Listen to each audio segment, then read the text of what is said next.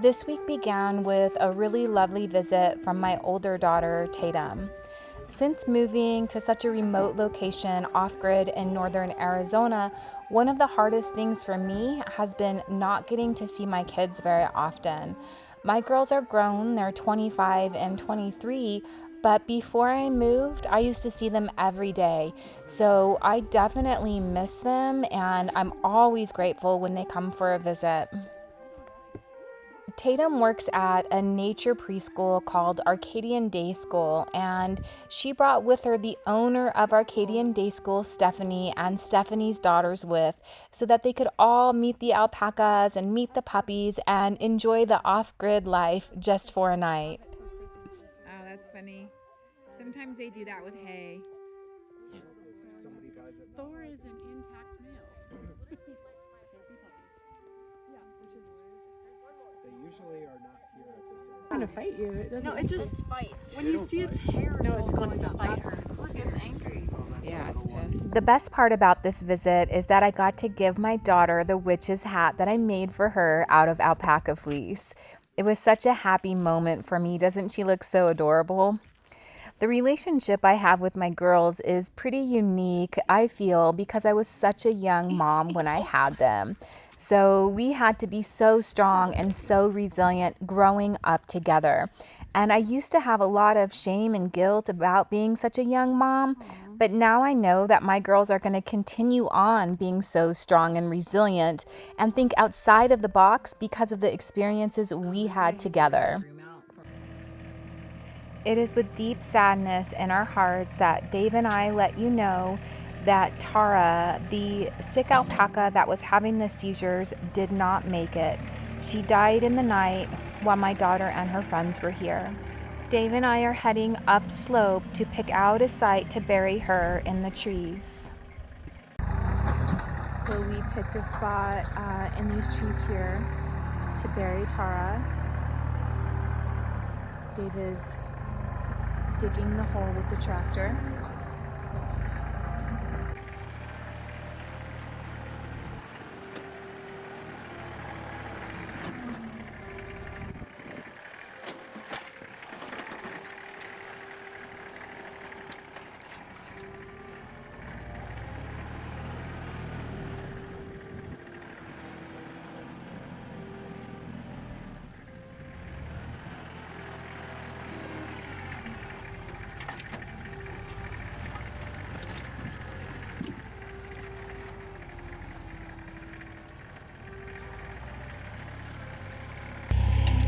We know that being a large ranch, that having some death is to be expected, but it doesn't make it any easier. It's always a difficult process to go through. It always puts us in a different space emotionally and mentally, and it always actually makes us be better ranchers and just have a deeper connection to what we are doing, because we breed animals, right? We bring life into the world, but you can't bring life into the world without simultaneously facing death. Death is part of this reality.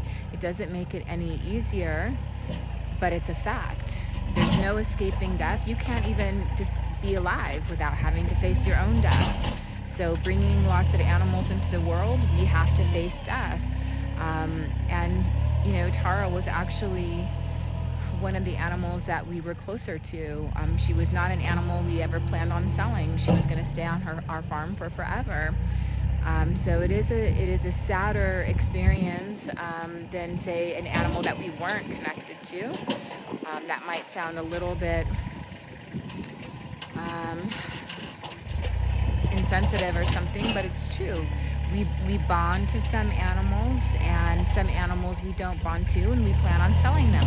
Sometimes we're just a starting point or a stopping point on an animal's journey, and then they go on to live on other farms. But in this case, Tara was going to stay on our farm. She was one of our favorites, and here we are, having to bury her on a cloudy day. So that's our journey as ranchers. Thank you for your support.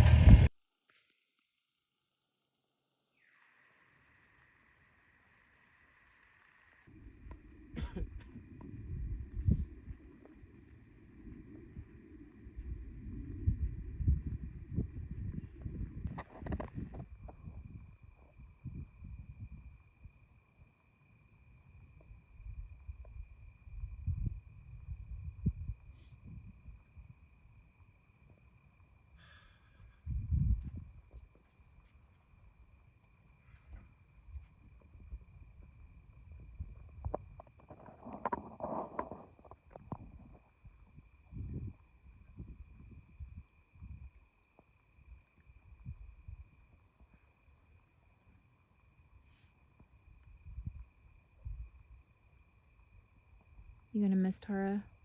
Yeah. For sure.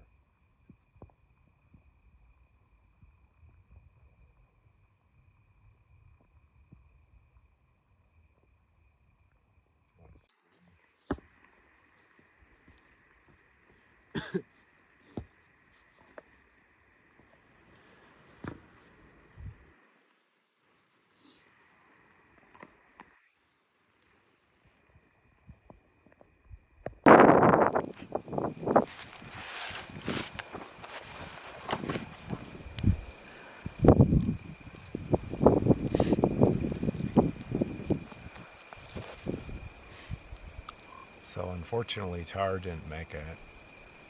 It's a really sad day. Over the last couple of days, she continued to have multiple seizures, and her legs actually stopped working, and she wasn't able to walk anymore. And then we found her this morning. She had died in the night.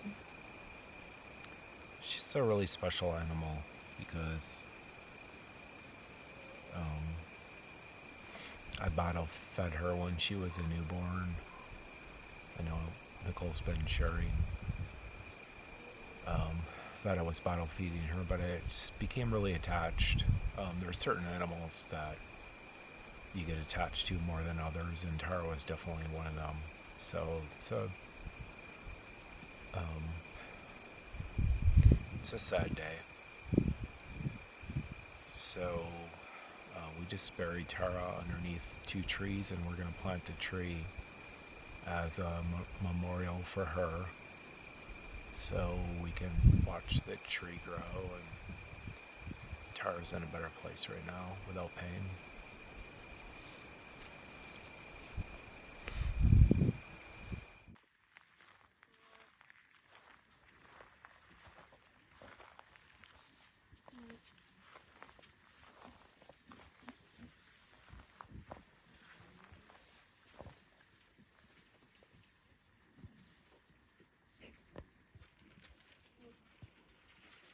Leah, hi baby.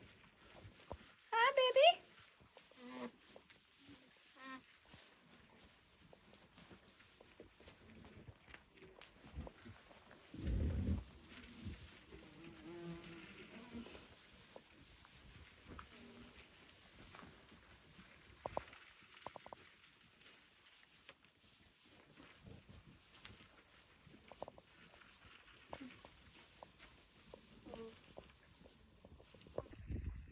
So here are our pregnant ladies that are all due this month. So basically any day now they could be having their babies. So we've been keeping a really close eye on them. Basically when Dave's gone and I'm here on my own, I set my alarm for every 30 minutes and I come out here and check, because that's how fast a mama could have a baby. Is the second stage of labor could be, you know, less than 20 minutes and you could come out here and there could be a baby on the ground. So as far as things that we look for is that we are always checking their teats and their milk bag, seeing if their milk bag is filling up, if their teats are getting enlarged, if they've got wax tips on their teats. And basically all of these ladies have enlarged teats and enlarged milk bags, so that's a good sign. And then the other thing we do is we lift their tails and see if we can get a good look at their vaginas and see if they're softening and opening or dilating. And basically, I got a good look at 3 of them, and they are definitely starting to dilate. I have fiber all over my hand right now because I was just washing fiber outside. So that's a little bit of what fiber farming is all about. It's not just about making babies, you know, we also hand process all of the fiber. So this lady right here, this is Autumn. And yesterday she was very verbal.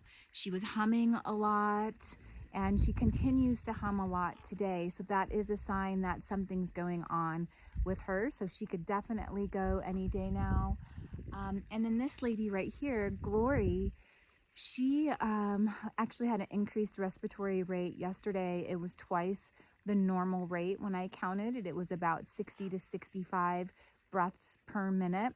And I did contact our mentor about her because I felt a little bit concerned because I thought, you know, breathing like that all day could certainly tuck her out a mama and maybe do some weird stuff to the blood. You know, hyperventilating is not great, especially when you're carrying around a big baby in your tummy.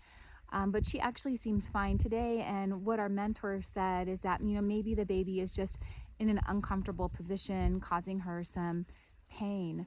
And that's one of the things when you research increased respiratory rate with alpacas, is it could be they have a respiratory infection or they're in pain of some kind. So we don't want to give her any pain medicine at this time because the pain medicine that we use is called Banamine, and there's actually been a big recall on that lately. And it's not really good for the animals just in general. Our vets are not a fan of Banamine. So she seems better today, so maybe the baby moved into a better position. This is Fiona. She's been self-isolating and kind of keeping to herself. Another sign that she could be going any day now.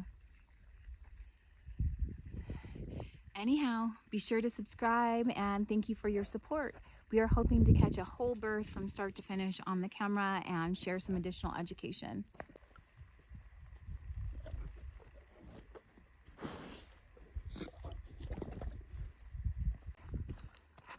Got some alpacas going to a new home today. Got to get them loaded up and ready to go. There's actually pretty well behaved. Good boy. Good boys. So you need to give one of those a shot.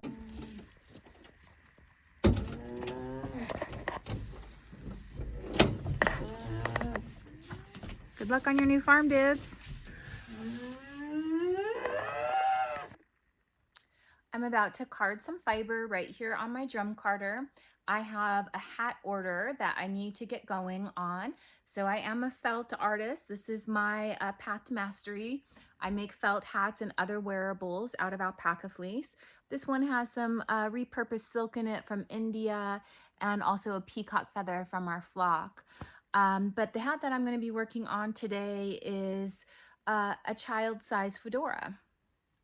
So I have my black fiber right here. I've already washed it. I've already picked it. It's absolutely beautiful. This is from our alpacas on our farm. So before I card it, I do like to separate it a little bit just by pulling it apart like this. It helps it go through the carder a little bit easier. And then I slide a little bit underneath the first roller and start spinning it. The first roller pulls it through and passes it to the second roller.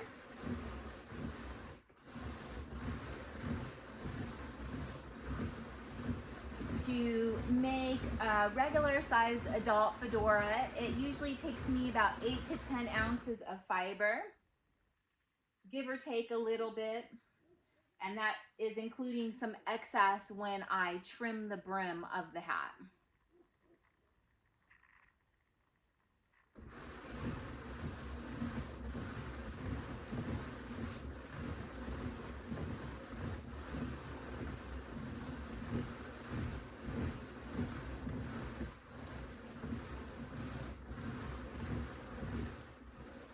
After I've got some fiber on the carder, Then I'll grab this little brush and place it right on top and spin it some more.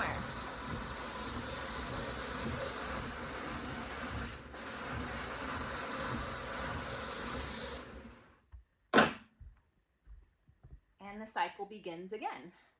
So I'll separate out the fiber.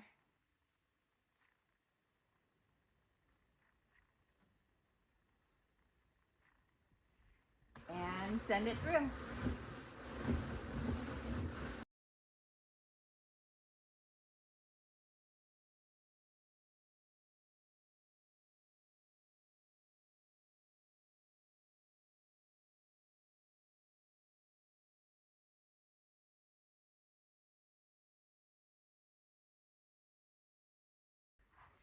The drum carder is full, so I'm going to go ahead and remove it.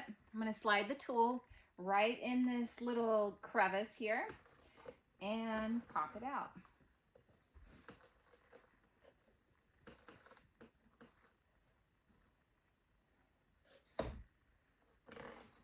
And then I continue to slide it all the way through across the length of the drum carder to try not to miss any fiber or leave any fiber behind.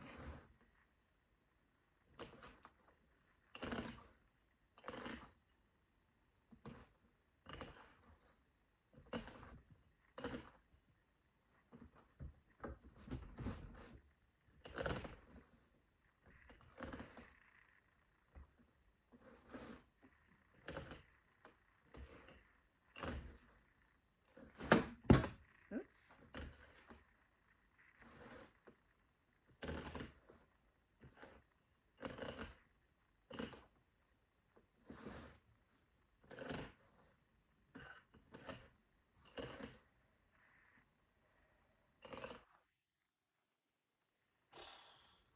And now I have a big fat bat.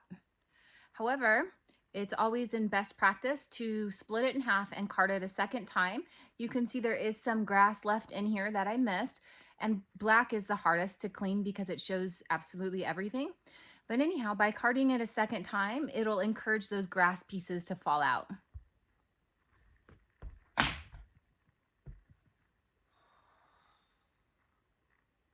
going to split it in half and then card it again. Except I'll card it in sections just so I don't send too much through.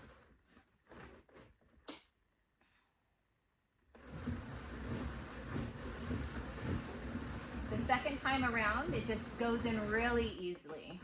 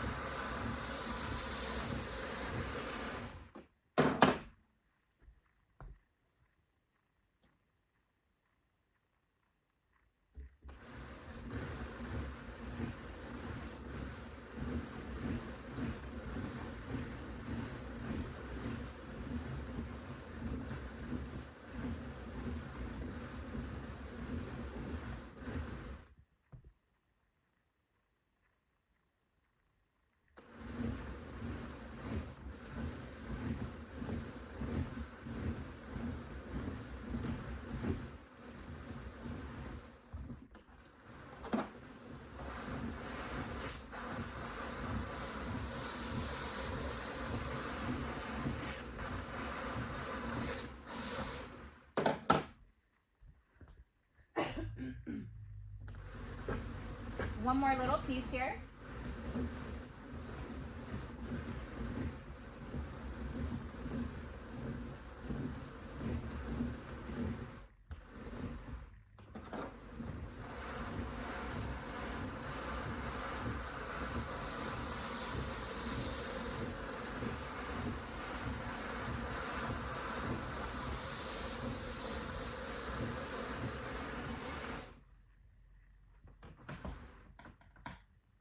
And now pull it off.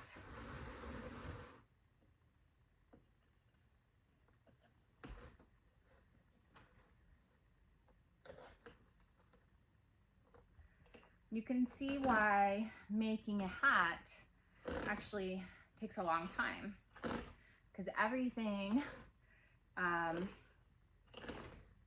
takes a long time when you're doing stuff by hand.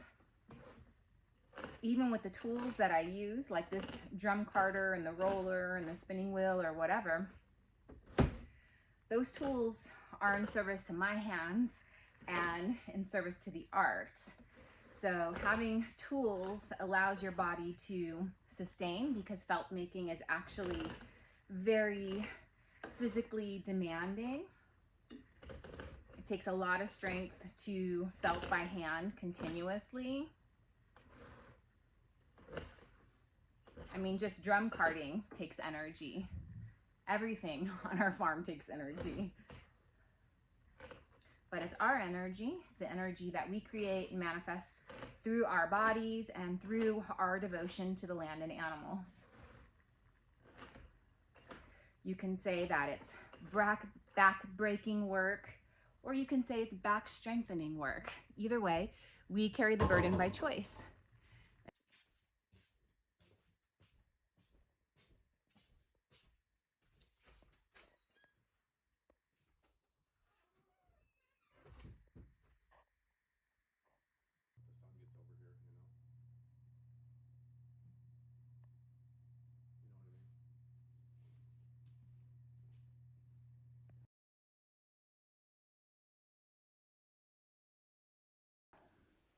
There are so many different stages and phases that go into every single hat that I make, starting with caring for the animals on a daily basis, to shearing them, to then hand washing the fiber, letting it dry, and then carding it like you saw me do earlier. After it's carded and I have the bats, the next step is laying out all of the fiber. You can see I'm starting that now, and the first thing I do is create a circle.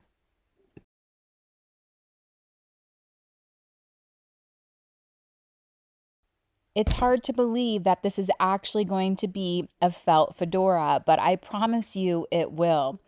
After I have the outline of the circle made, I start to fill it. After I fill in the circle, then I lay many more layers on top of each other, crisscrossing them before I even start the felting process. In next week's episode, you will see me felt the hat, and I'll share a little bit more about the process.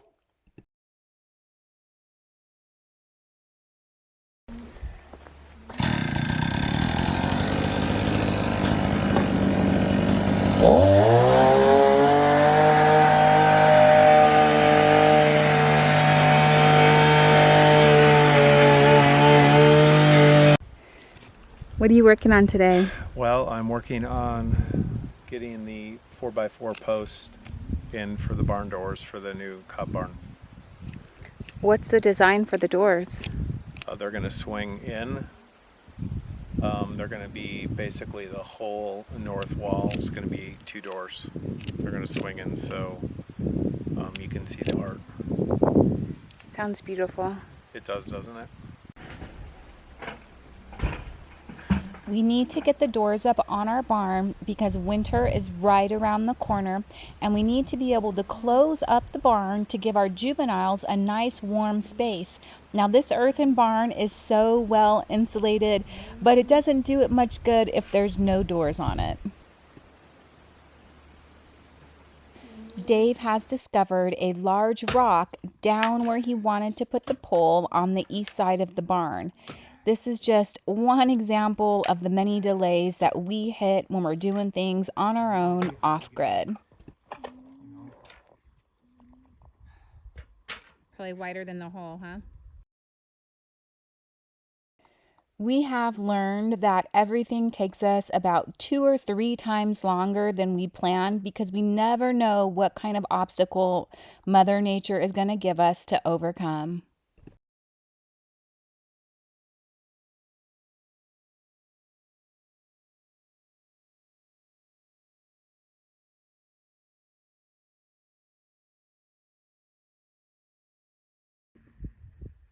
Here is our healthy baby boy that was born a week ago Saturday, and I finally named him. His name is Cyprus, Cyprus. He's doing really good. He's gaining weight. He's right on track.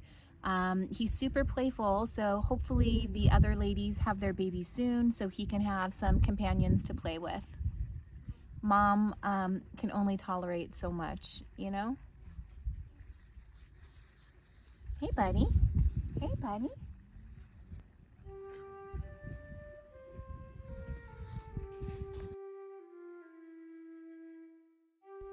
Thank you so much for subscribing and supporting our off-grid farming journey.